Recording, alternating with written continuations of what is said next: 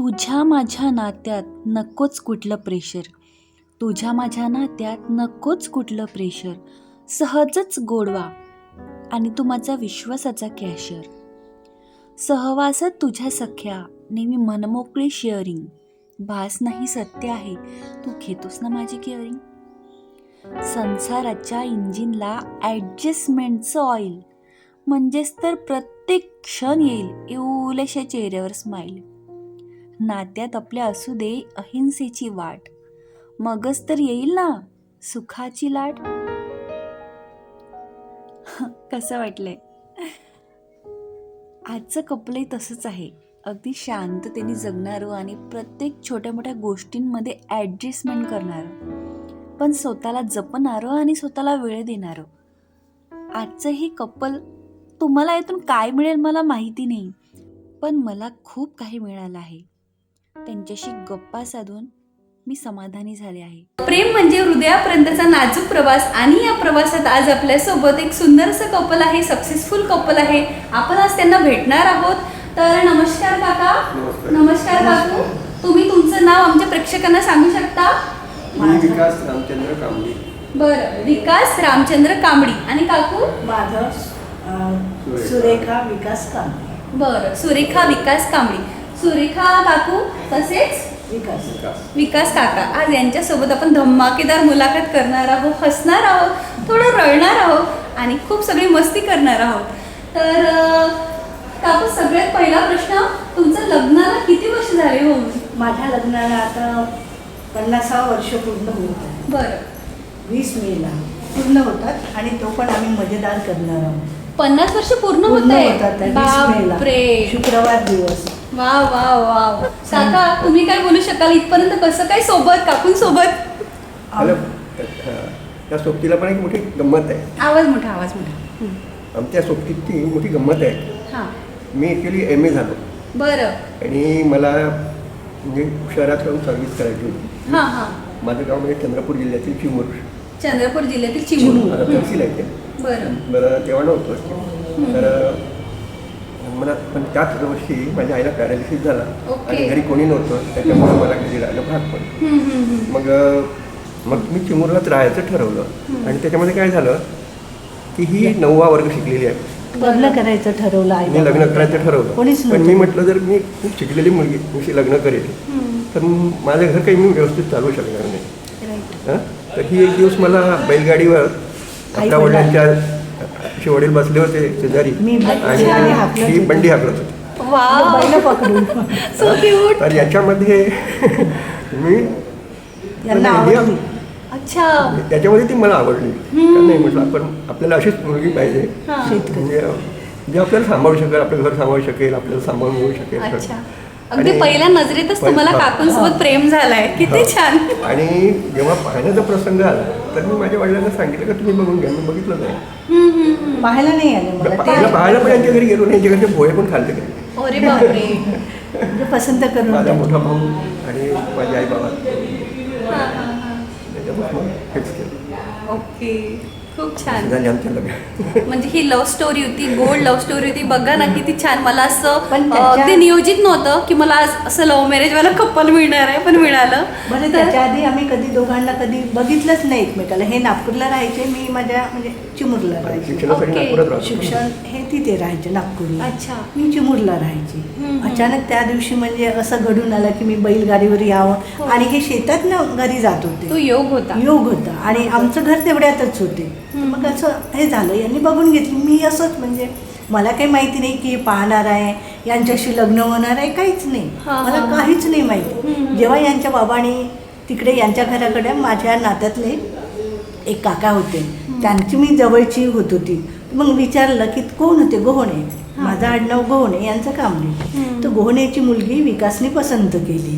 मग त्याचं नाव होतं राजा. तो आमच्याकडे नौकर होता, यांच्याकडे, आमच्याकडे नाही. मग त्यांनी सांगितली छान आहे, एकच मुलगी, आम्ही दोघ्याच बहिणी, भाऊ वगैरे नाही आहे, तर छान आहे मुलगी, गरिबाची मुलगी आहे. खूप गरीब नाही पण सर्वसाधारण होते, शेतकरी आई वडील. त्यांनी सांगितलं हो म्हणे, मी सांगते त्यांच्याकडे निरोप जाऊ. तर मग येणार आहे बा असं सांगितलं. ओके. मग ते दादा, यांचे सासऱ्यांचं नाव दादा आणि यांचे भाऊ मोठे, बरं. हे दोघं पाहायला आले. माझी आई काही आणायसाठी दुकानात गेली, खेडेगाव, हां, हां. पोहे वगैरे नाही का. हां. आणि माझे वडील तिकडे बाहेर होते आवाराकडे. तर मी किने आंघोळ करून निघायची होती. तर आमच्याकडे किने आजी होती माझी. अच्छा. तर आजीला दिसले, आवाज देते, आशा आशा. मी काही बोलली नाही बाथरूममध्ये असताना, मी ते आंघोळ करत. हां. मग बाहेर आले, आशा तू लवकर ये आंघोळ करून. मी आली तर हे आले माझे सासरे आणि भाऊजी आमचे, हे दोघे आले. मग दादा आणि भाऊजी तर म्हणते, मला अचानक त्यांनी सांगितलं होतं आदल्या दिवशी रात्री येणार आहे. विचारलं यांनी दादाने, कुठे गेले तुझी आई होती. म्हटलं आई गेली मार्केटमध्ये हां. आणि बाबा असेल म्हटलं इकडे कुठेतरी. हां. तर म्हणे आता मग हे तर नाही आहे, आता तू काय करते. तर आमच्याकडे दूध होतं, पोहे नव्हतेच घरी. बरं. तर मग यांना की नाही दूध पाज, तुला करता येते का म्हणे स्वयंपाक. म्हटलं स्वयंपाक खूप नाही येत, वरम भात येते म्हटलं, तेवढंच येत होतं मला. हो ना. वय कमी असेल ना. कमीच होतं, 9वीत होती. 9वीला. अगदी हो, 9वीत अगदी असताना 9वीत. काकांना तुम्ही परीक्षाच द्यायची होती, परीक्षा बापरे. पण द्यायची होती. साक्षगंध झालं गुढीपाडवाला आणि दुसऱ्या दिवशी पेपर होता. मग म्हटलं मला नुसतं दूध करता येते, चहा पण नाही करता येत म्हटलं. मग मी दूध करून दिलं, आवडलं त्यांनी. बरं बेटा म्हणते, आता आम्ही जातो, हं. सांगून देशील म्हणते आई बाबाला. हेही नाही आले ना, आई नव्हती आली, ते गेले ना, हे आले. मग सांगितलं, मी दूध दिलं. मग मला विचारलं तुला काय आहे, काय आवडते, काय नाही, सगळं मी बोलली त्यांच्याशी. बरं. म्हणजे कमी शब्दात बोलली, हो, हो. कारण भ्यायचं आम्ही. कारण त्यावेळेला तितकं स्वातंत्र्यही असं नव्हतं. खाली मान टाकून मी हां. बसली पण नाही, बस म्हणे मला, हां, पण हां. मी बसली पण नाही, उभ्याने Right, सांगितलं. right. नाही नाही, तेव्हा आम्हाला हिंमतच नव्हती. हो. आणि असं त्यावेळेला हातात- मुलींनी इतकं बोलणं, नाही, नाही, बापरे, कठीण म्हणजे होतं. कुठं ना कुठं म्हणतात त्याला की रेस्ट्रिक्शन होते त्यावेळेला. हां, राईट म्हणजे राईट. असं खाली डोकं टाकून नाही म्हणे, सरळ बघ ना. म्हटलं पाहायचं पण शेवटी असंच वाकायचं, खाली बोलून म्हणजे वाकूनच बोलावं लागायचं. बरं. तेव्हा म्हणजे शाळेत जाताना मला असं वर मान करून जाता नव्हते, असं खाली हातात दप्तर चाललं असं आमचं सुरुवात झाली. हां, हां. मग माझ्या मैत्रिणीने लग्न जुळलं म्हणून कळलं, गुढीपाडा म्हणे कसं आहे तुझा म्हणजे नवरा, असं या भाषेत नाही काय. तुमच्या आवडीचा पार्टनर मिळालाय मग. असं झालं आहे की आणि त्यांनाही वाटेल बापरे त्या काळातही असं घडत होतं. एखादा फनी किस्सा. त्याच्या आधी सांगतो ना, ही एक दिवस शाळेत जात होती. हां. हं? आणि मी शेतावर जायला निघालो होतो. तर सकाळी रस्त्यामध्ये शनिवार दिवस होता, त्यावेळेस सकाळी शाळा राहायची आमची. तिची मैत्रीण समोर गेली म्हणून ही तिला पकडायसाठी धावत धावत जात होती. हिची पुस्तकं खालती पडली. अच्छा. मी हिचे पुस्तकं पण मला काही माहिती नाही, त्याच्या आधी सर्व मला काही मलाही माहिती माहिती नव्हतं नाही. ना, तिलाही माहिती नव्हतं का. आणि आता असं वाटलं की चला या ती मुलगी समोर गेली मैत्री आणि ही जमा करायचं, आपणही मदत हां, करा. हां. का मग तुमचे काही रिएक्शन होते, म्हणजे हे सगळं तर एकतर्फी चाललेलं होतं, हो. सगळं काही जे ते काकांकडून होतं, पण काकांशी जेव्हा असं कळलं की या मुलासोबत माझं लग्न होणार आहे, मला तेव्हा- कळलंच नाही. कळलंच नाही. अच्छा. म्हणजे एकदम यांनी हेच घातलं की हां. म्हणजे Propose केलं तुम्हाला.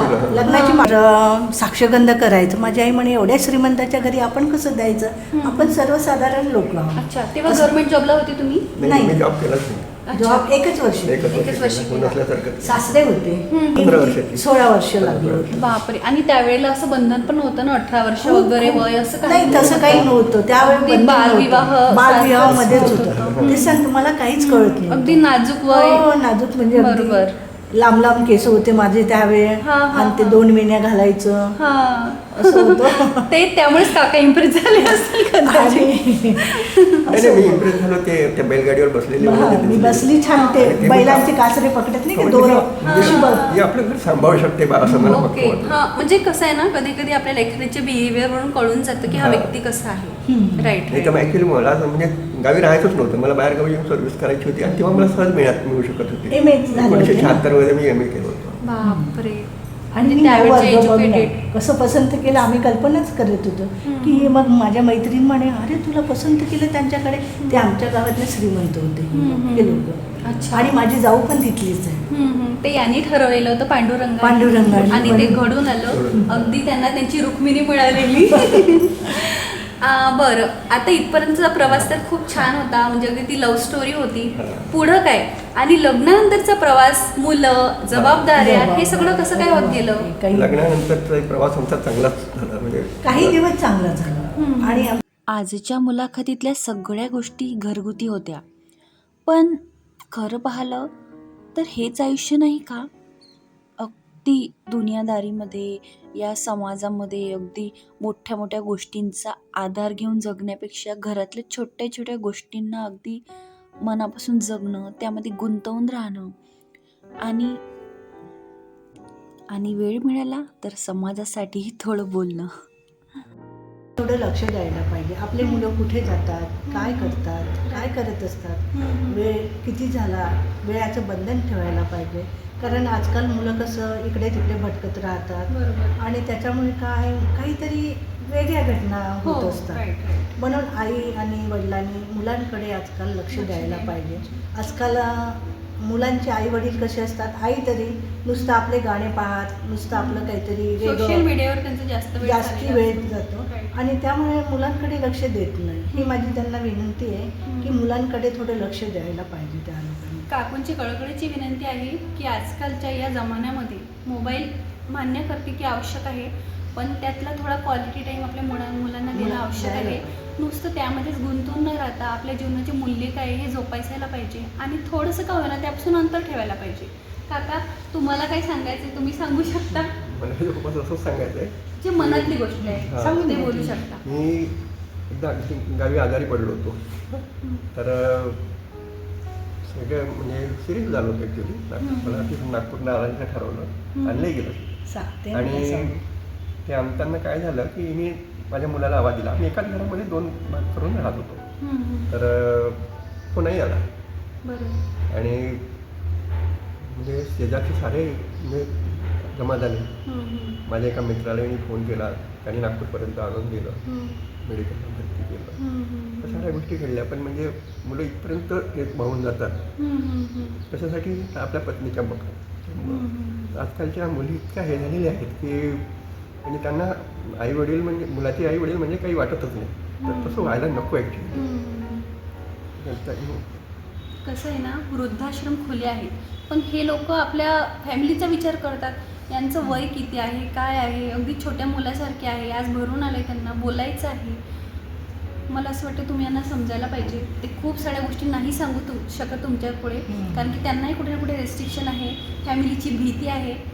तर प्लीज मी यांच्या पण मुलांना विनंती करते की या कपलला तुम्ही समजा आणि त्यांच्यासाठी प्लीज एक छोटीशी गोष्ट म्हणजे तुम्ही सगळ्यात पहिले या त्यांना आलिंगन घाला, झप्पी मारा, कारण की ते खूप आवश्यक आहे त्यांच्यासाठी. यांनी तुम्हाला छोट्यापासून मोठं बनवलं आहे, तुम्हाला शिक्षण दिलेलं आहे आणि तुम्ही स्वतःच्या पायावर उभे राहू शकता. इतकी मोठी ताकद निर्माण केली आहे तुमच्यामध्ये. आज तुमचं कर्तव्य आहे. मला असं वाटतं या व्हिडिओमार्फत असं नको व्हायला की यांच्याबद्दल कुठलेच गैरसमज निर्माण व्हायला हवे. यांनी जे व्यक्त केलं आहे त्याला समजून घ्या आणि त्याचा कुठलाही राग न मानता तुम्हाला एक पाऊल उचलायचं आहे, यांच्यासोबत जगायचं आहे. Thank you so much. नमस्कार करूया. तर प्रेक्षकांनो, मित्रमैत्रिणींनो आणि माझ्या अगदी जवळच्या सगळ्याच प्रियजनांनो, तुम्हाला कसं वाटलं हे यांचं बोलणं, यांची मुलाखत, यांच्यासोबत घालवलेला वेळ आणि तुम्ही दिलेला तुमचा या मुलाखतीला वेळ, ही खूप महत्त्वाची गोष्ट आहे. या लोकांना जपा, यांना प्रेम द्या. अगदी लहान बाळासारखं होऊन जातं आपलं जीवन जेव्हा आपण त्या वयाच्या त्या स्टेजवर असतो तेव्हा. खरंच यांना जपायला खूप आनंद वाटतो आणि मजा येईल यांच्यासोबत जीवन जगताना. प्रेम करा, प्रेम द्या आणि शांततेने स्वतःही जगा आणि इतरांनाही जगू द्या. आणि अशाच नवनवीन मुलाखती बघण्यासाठी आमच्या जागर या चॅनलला तुम्ही सबस्क्राईब करू शकता. यामुळे तुमचंही खूप काही मिळेल तुम्हाला. अजून काय बोलायचं.